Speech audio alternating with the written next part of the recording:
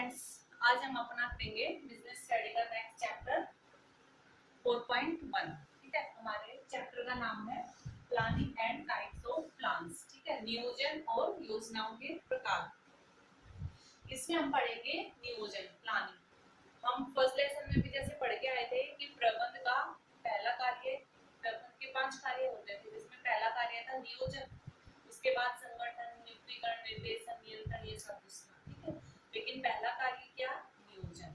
तो हमें पता है कि नियोजन क्योंकि प्रबंध का पहला कार्य है, इसलिए ये बहुत अपने आप में एक अहम जो है रोल निभाता है। ठीक है, इसका एक अपना अहम स्थान होता है। तो अब बात ये कि नियोजन होता क्या है। ठीक है, नियोजन इसको बोलते हैं प्लानिंग। तो प्लानिंग क्या होती है, हर एक को पता होता है सिंपल उसमें। तो कि प्लानिंग क्या होती है? प्लानिंग क्या होती है कि हम कुछ भी करने से पहले उसका माइंड में सोचते विचारते हैं उसके बारे में कि हमें कल को हम क्या करने वाले हैं, क्या करेंगे, क्या नहीं करेंगे, क्या करना चाहिए, क्या नहीं करना चाहिए। यानी कि कुछ भी कार्य करने से पहले उसके बारे में सोचना। ठीक है, वही हमारा क्या होता है? नियोजन। ठीक है, और उसके बारे में सब कुछ तय कर लेना कि क्या किया जाएगा, कब, कैसे, किसके द्वारा, वो सब कुछ भी तय कर लेना ही, तय कर लेना भी क्या होता है? नियोजन का एक हिस्सा होता है। विंटर्स ओडोनेल ने नियोजन की परिभाषा दी है कि क्या करना है, इसे कैसे करना है, कब करना है और इसे किसके द्वारा किया जाना है का पूर्व निर्धारण करना ही नियोजन है। यानी कि कोई किसी कार्य, मतलब हम एक संस्था को, जैसे बिजनेस के तौर पे देखें तो कोई भी कंपनी है, वो सबसे पहले क्या डिसाइड करती है कि हमें करना क्या है, आखिर वो कंपनी किस चीज का बिजनेस करना चाहती है। ठीक है, तो करना क्या है, किसके द्वारा किया जाना है, कब किया जाएगा, कैसे करेंगे, इन सब का पहले से ही तय कर लेना, इन सब चीजों को पहले से ही तय कर लेना ही हमारा क्या होता है? नियोजन होता है। ठीक है, जैसे आप लोग 10th से 11th में जाते हो तो आपको सोचते हैं ना कि हमें आर्ट्स लेनी है, साइंस लेनी, कॉमर्स लेनी, क्या लेना है। तो 10th जब तक रिजल्ट आता है उस टाइम के दौरान आप ये काम करते हो प्लानिंग का कि क्या करना है, ठीक है, कब करना है और हम कैसे करेंगे, हम ले भी पाएंगे, नहीं ले पाएंगे, हमसे जो भी आप लोगों ने स्ट्रीम चूज की है, आर्ट्स, साइंस, कॉमर्स, क्या वो हमसे चल पाएगी। ठीक है, तो इन सब को पहले से ही तय कर लेना कि जैसे रिजल्ट आए हम फिर उसी साइड में वही काम करने लगे। ठीक है, नेक्स्ट हमारी नियोजन की आखिर विशेषताएं क्या है। ठीक है, तो फर्स्ट है नियोजन का ध्यान उद्देश्य प्राप्ति पर केंद्रित होता है। नियोजन का मेन फोकस किस पे रहता है? उद्देश्य पे। देखिए, हर एक संस्था का, हर एक व्यक्ति का, हर एक कार्य करने का कुछ ना कुछ उद्देश्य होता है और उस उद्देश्य को हम कैसे प्राप्त कर सकते हैं, उसके लिए तो हम क्या करते हैं? प्लानिंग। जब आपके पास ये होगा, जैसे आप लोगों ने प्लान प्लान किया है कि 12th में जो है 90% मार्क्स लेके आने हैं, तो आपका क्या हो गया? 90% आपका क्या है? उद्देश्य।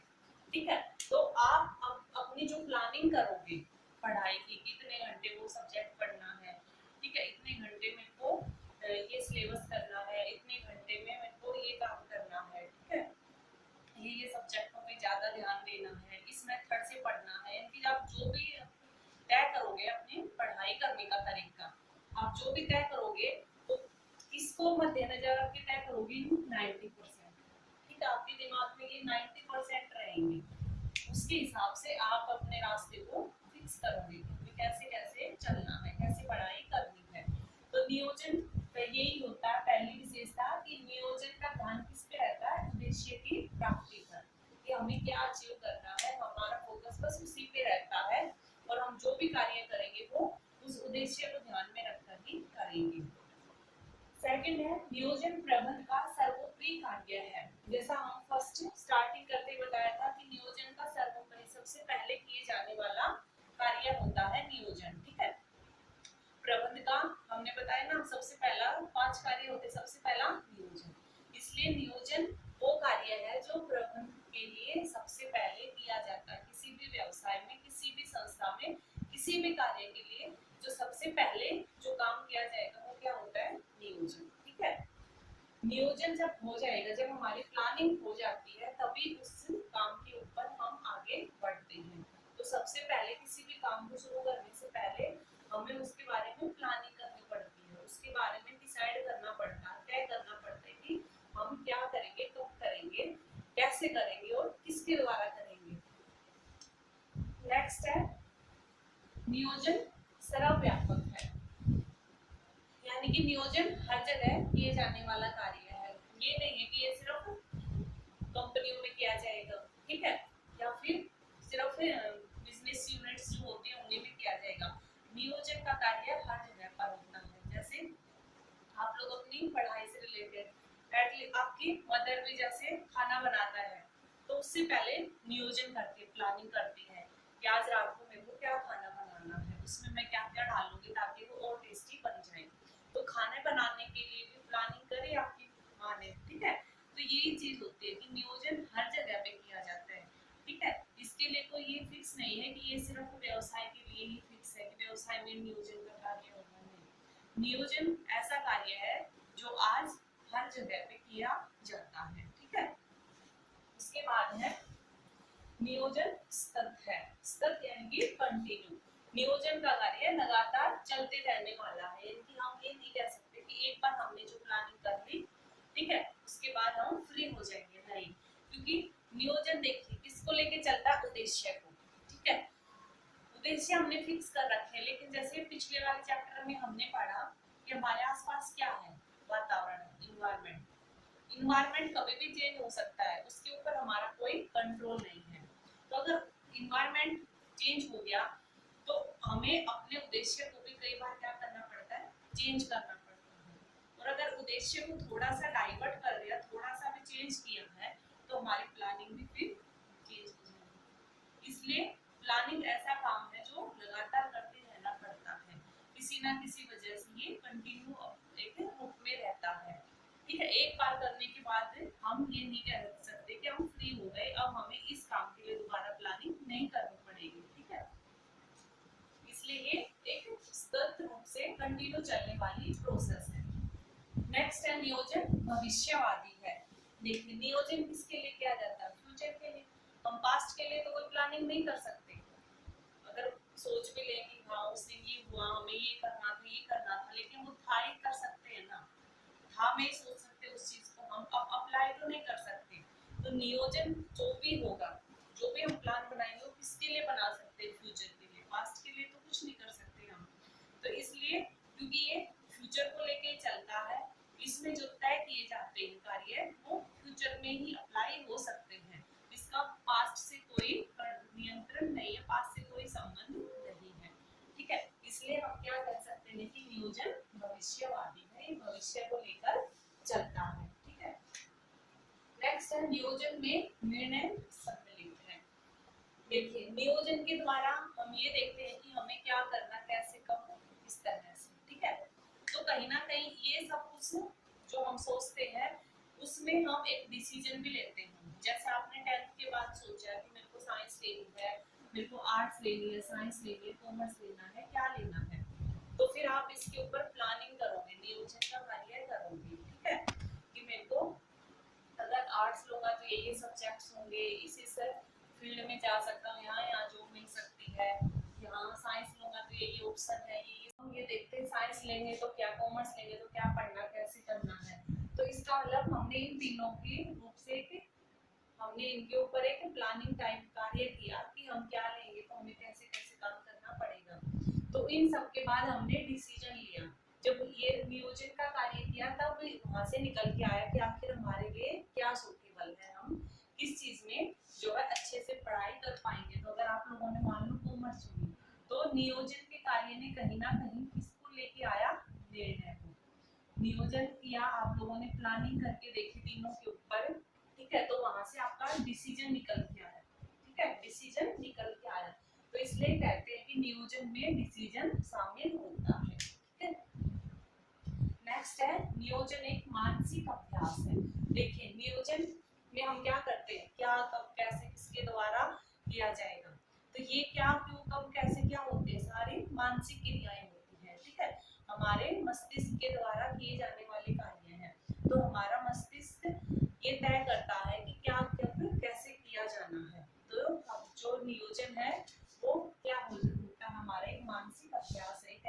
भी जाए, हमारा दिमाग लगातार इस चीज के ऊपर कार्य करेगा तो उसकी एक एक्सरसाइज अभ्यास होगा, वो लगातार सोचता रहेगा, ठीक है। उसका फोकस इसी चीज पे रहेगा कि हमें पैटर्न हमारे लिए क्या बेहतर रहेगा, हम इस कार्य को कैसे करें, ठीक है। तो ये थी हमारी विशेषताएं। नेक्स्ट है नियोजन का महत्व, ठीक है, इसके क्या इंपॉर्टेंस है। तो फर्स्ट है नियोजन दिशा प्रदान करना।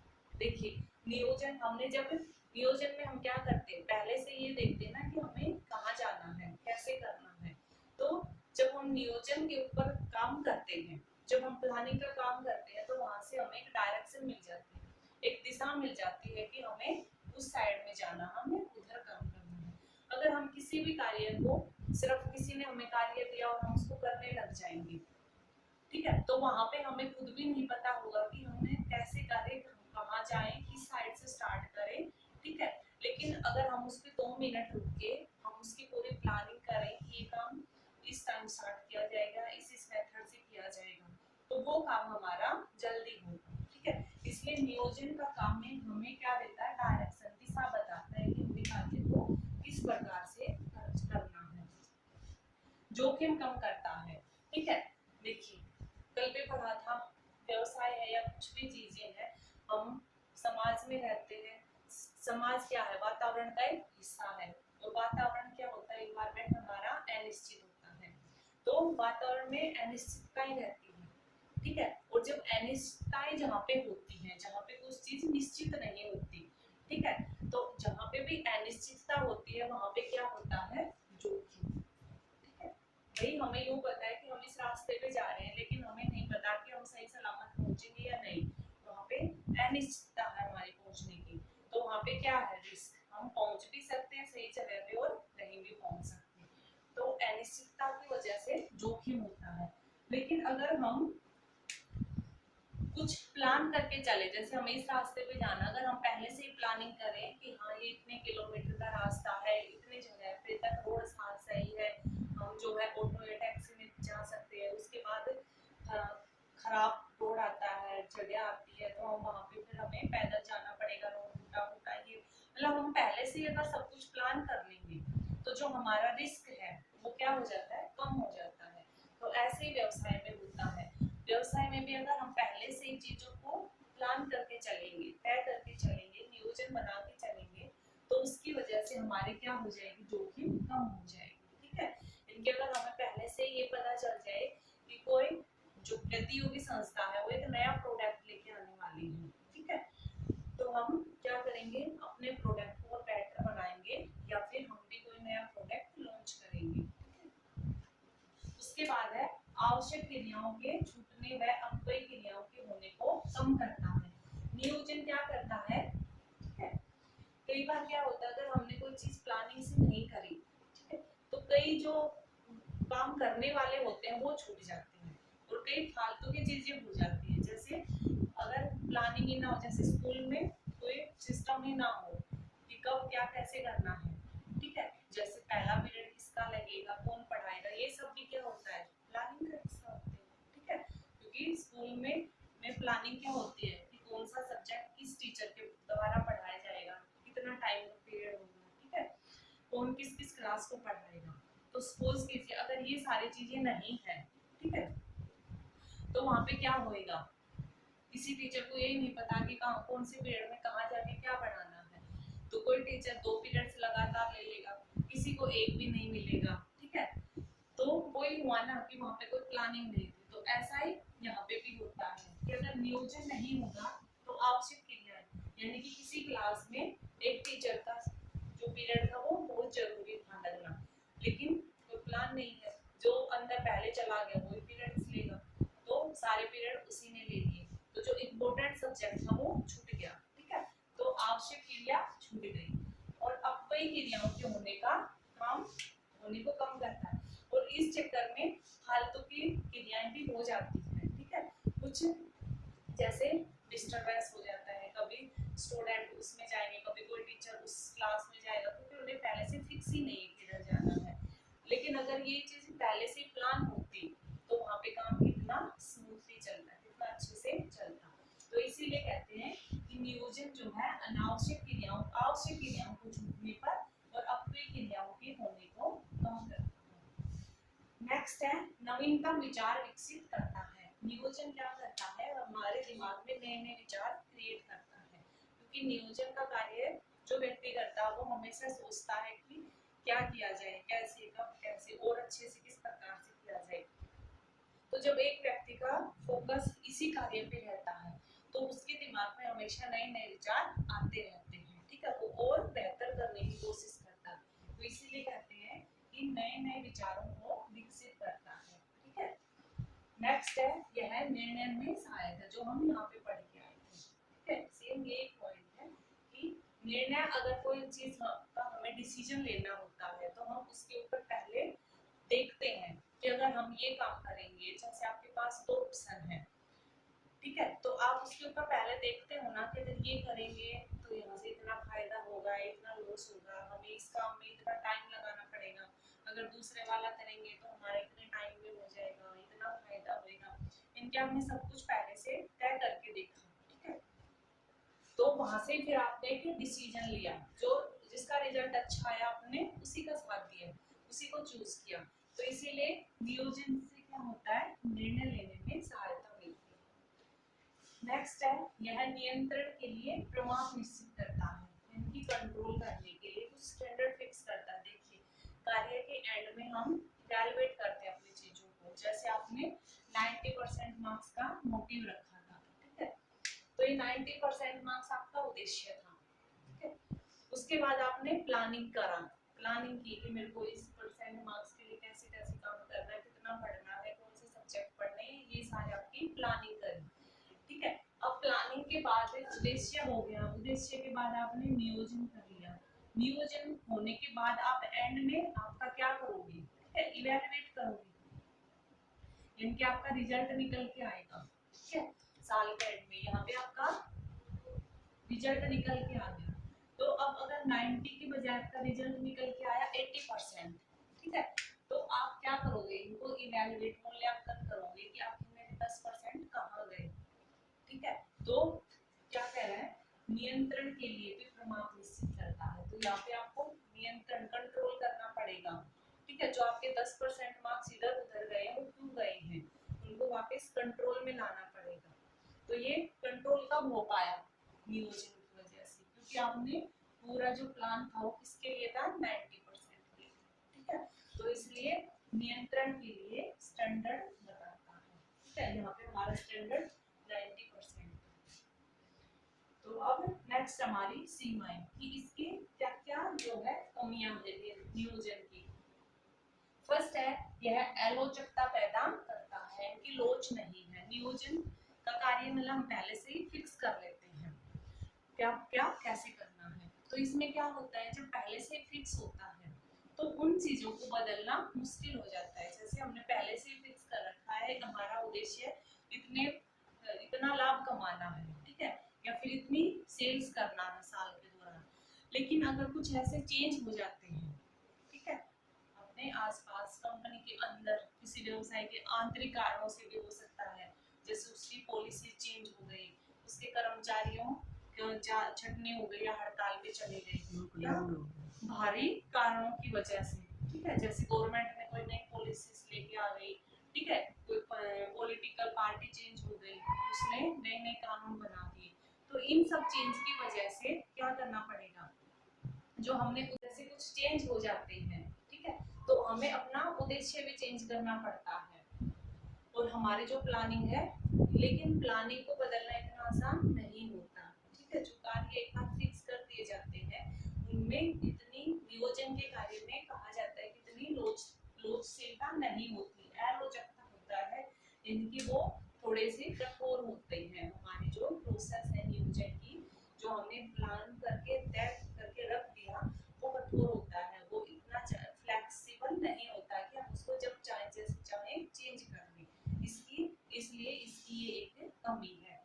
सेकंड है यह परिवर्तनशील वातावरण में काम नहीं करता, जो हमें बता, नियोजन तो हमने बना लिया, फिक्स कर लिया, कल ही मान लो कुछ चेंज हो गया, ठीक है, नई पॉलिटिकल पार्टी आ गई, ठीक है, टेक्निक चेंज हो गई, या फिर हमारे जो कॉम्पिटिटर कंपनी थी, उसने एक अच्छा और नया प्रोडक्ट मार्केट में लॉन्च कर दिया।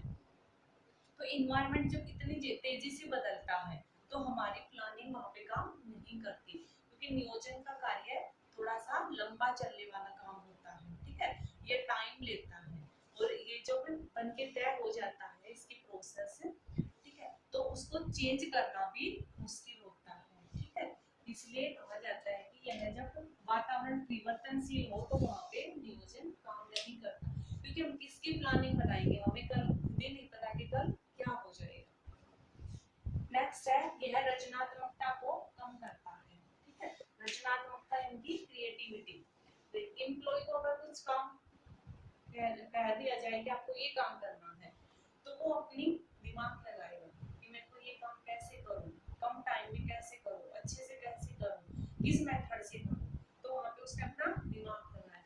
लेकिन नियोजन क्या कहता है कि नियोजन वो उसको बताता है कि आपको ये कार्य इस मेथड से इतने टाइम में इस प्रकार से करना है। तो नियोजन ने, प्लानिंग ने तो उसको पहले से ही बता दिया सब कुछ, तो अब उसका दिमाग कहाँ लगा, कहीं नहीं लगा, उसके दिमाग का यूज तो हुआ ही नहीं। इसलिए कहते हैं कि नियोजन जो क्रिएटिविटी है उसको कम करता है, क्योंकि ये पहले से ही सब कुछ तय कर देता है, इसलिए व्यक्ति को अपने दिमाग का यूज करने का मौका ही नहीं मिलता, ठीक है। नेक्स्ट है, अधिक लागत होती है। नियोजन का कार्य उच्च प्रबंधकों द्वारा किया जाता है, ठीक है, और एक थोड़ा सा लंबी प्रोसेस होती है, इसलिए इसके में क्या आ जाते हैं, खर्चे ज्यादा आते हैं, इसलिए नियोजन का कार्य में कॉस्ट ज्यादा आती है, इसलिए जो छोटी संस्थाएं होती है वो इस कार्य को अफोर्ड नहीं कर पाती, ठीक है, तो ये कॉस्टली एक कार्य है। नेक्स्ट है, अधिक समय। नियोजन में ज्यादा समय लगता है, क्योंकि नियोजन में हम पहले उद्देश्य फिक्स करेंगे, फिर उसके क्या क्या प्रोसेस हो सकती है, कैसे उस काम को कर सकते हैं, किस प्रकार से कर सकते हैं, ठीक है, कौन करेगा, कब करेगा, ये सब कुछ तय करते हैं। तो जब इतनी सारी बातें पहले से तय करनी पड़ती है तो वहां पे ऑटोमेटिकली समय ज्यादा लगेगा। तो ये थी इसकी। नेक्स्ट है, सफलता की गारंटी नहीं देता, और प्लानिंग ये नहीं बताता कि हम 100% अगर इस तरह से कार्य करेंगे तो हम सक्सेस होंगे। वो ये जरूर कहता है कि सक्सेस होने की परसेंटेज ज्यादा है, लेकिन वो गारंटी नहीं देता कि हाँ अगर आपने देखो आपने 90% मार्क्स के लिए जो प्लानिंग करी उससे आपको लगता है, ठीक है, और एक ज्यादा चांस भी है कि आप 90% ले लोगे, लेकिन जो प्लानिंग करी है वो ये नहीं कहती कि हाँ आपके श्योर है 90% मार्क्स आएंगे, यानी कि वो श्योरिटी नहीं देता। तो नियोजन में कोई गारंटी नहीं होती कि वो काम सफल हो जाएगा, ठीक है। तो ये थी आपकी कमियां। नेक्स्ट है, प्लानिंग की प्रोसेस, क्या कि नियोजन का कार्य किया कैसे जाता है, ठीक है, इसकी क्या प्रक्रिया है नियोजन करने की। तो फर्स्ट हमारी उद्देश्य निर्धारित करना, कि सबसे पहले हम उद्देश्य को निर्धारित करेंगे कि आखिर हमें करना क्या है। जैसे एक कोई कंपनी है वो कोई प्रोडक्ट बनाती है, जैसे फ्रिज बनाती है, अब उस कंपनी ने सोचा है कि मैं अपना व्यवसाय को और बढ़ाऊंगा, तो उद्देश्य उसका क्या हो गया, संस्था को और विकास करना, ठीक है, उसका अपने जो क्षेत्र है व्यवसाय करने का उसको और बढ़ावा देना, तो उसका उद्देश्य तो फिक्स हो गया। नेक्स्ट है, आधार विकसित करना, ठीक है, इसमें क्या करता है वो आधार विकसित करता है कि मेरे को आखिर किस बेस पे काम करना है। जैसे उसने सोच लिया कि मेरे को अपना क्षेत्र बढ़ाना है, लेकिन आधार विकसित करने में वो देखेगा कि मैं अपने जो बिजनेस का क्षेत्र है, जो एरिया है वो किस रूप में बढ़ाऊं। फ्रिज तो मैं बनाता हूँ तो मैं वॉशिंग मशीन पे बनाने लग जाऊँ, या मैं टीवी पे बनाने लग जाऊँ, या मैं फोन पे बनाऊँ, तो वो एक फिक्स करेगा कि आखिर मैं अपने क्षेत्र को कैसे बढ़ाऊं। तो वो तय कर सकता है, मान लो जैसे वो क्या बना रहा था, फ्रिज बना रहा था पहले से, ठीक है, तो अब उसने सोचा कि वो टीवी भी बनाए, यहाँ पे वो क्या कर रहा था, उसका एक जो बिजनेस था वो फ्रिज बनाने का, ठीक है, अब उसने सोचा कि मैं व्यापार का क्षेत्र बढ़ाऊंगा, ठीक है, उसका उद्देश्य था क्षेत्र बढ़ाना, ठीक है, कि मैं अपने क्षेत्र को बढ़ाऊंगा, विकास करूंगा अपने व्यवसाय का। तो उसके लिए उसने सोचा कि मैं फ्रिज के साथ क्या बनाऊंगा, टीवी भी, ठीक है। उसके बाद वो नेक्स्ट प्रोसेस पे आएगा विकल्पों की पहचान। अब देखिए उसके पास कई विकल्प होंगे, ठीक है, जैसे टीवी बनाने का उसने डिसाइड कर लिया। अब उसके पास विकल्प होंगे कि वो कलर टीवी बनाएगा, ठीक है, या फिर ब्लैक एंड व्हाइट टीवी बनाएगा, या एलईडी बनाएगा, एलसीडी बनाएगा, ठीक है, किस तरह का टीवी बनाएगा, किस साइज का बनाएगा, 32 इंची, 36 इंची, 40 इंची, कैसे बनेगा। तो उसके पास इतने सारे विकल्प आएंगे, इतने सारे ऑप्शन है हमें उसके पास। तो नेक्स्ट में करेगा वो विकल्पों का मूल्यांकन। उसके बाद वो हर एक जो उसके पास ऑप्शन आए हैं उस हर एक ऑप्शन के ऊपर उसको इवैल्यूएट करेगा। उसके ऊपर ये देखेगा कि अगर मान लो मैं कलर्ड टीवी बनाऊंगा तो कितनी लागत आएगी, कितने में मैं बेच सकता हूँ, मेरे को कितना फायदा होगा, ठीक है, इस प्रोडक्ट का मार्केट कितना है, कितने लोग इसको खरीदेंगे। उसके बाद वो ब्लैक एंड व्हाइट टीवी पे देखेगा कि इसकी कितनी लागत आएगी, कितने पे बेच सकता हूँ, क्या प्रॉफिट होगा। यानी कि वो जितने भी उसके पास ऑप्शन थे ना उन हर ऑप्शंस का क्या करेगा, मूल्यांकन करेगा, ठीक है, समझ गए। उसके बाद है एक विकल्प का चयन, और इतने सारे ऑप्शनों में उसको चुनना तो एक ही पड़ेगा, ठीक है। तो इन सब ऑप्शनों के ऊपर जब उसने काम कर लिया तब वो एक बेस्ट ऑप्शन को चुनेगा जहां से उसको प्लस माइनस करके जिसका रिजल्ट सबसे अच्छा रहा उस ऑप्शन को वो चुनेगा। जैसे उस पर ये एलईडी का ऑप्शन सबसे अच्छा रहा, उसके फायदे में रहा, ठीक है, कम लागत में ज्यादा लाभ देगा, ठीक है, तो उसने किसका चयन कर लिया कि वो अब एलईडी बनाएगा। नेक्स्ट है योजना को लागू करना, और अब उसने एलईडी बनाने का डिसाइड कर लिया है तो वो इस योजना को लागू कर देगा कि अब वो एलईडी बनाने का कार्य चालू कर देगा, ठीक है।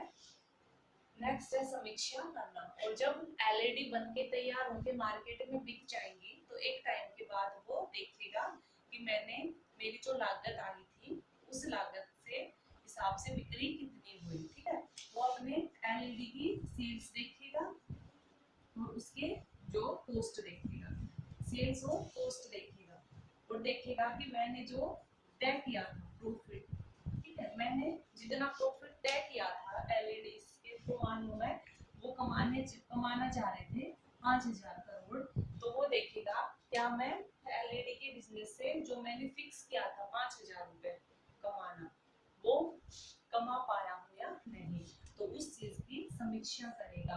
यानी कि उसका प्रॉफिट अगर इतना ही आया है तो ठीक है, अगर 5 से माइनस में आया है तो वो उसके ऊपर समीक्षा करेगा, उसको देखेगा कि आखिर क्या कारण रहा, किस वजह से मेरा रिजल्ट जैसा मैंने चाहा वैसा नहीं आया। तो ये थी आपकी प्लानिंग की पूरी प्रोसेस। सबसे पहले उद्देश्य होगा, उसका आधार तैयार करेगा वो, ठीक है, उसके बाद विकल्पों की पहचान करेगा, फिर विकल्पों का मूल्यांकन करेगा, उसके बाद एक बेस्ट विकल्प को सिलेक्ट करेगा, ठीक है, और उसके बाद उसको लागू कर देगा और एंड में उसका समीक्षा की जाएगी। तो ये था आपका नियोजन, उसकी परिभाषा, विशेषता, महत्व, सीमा और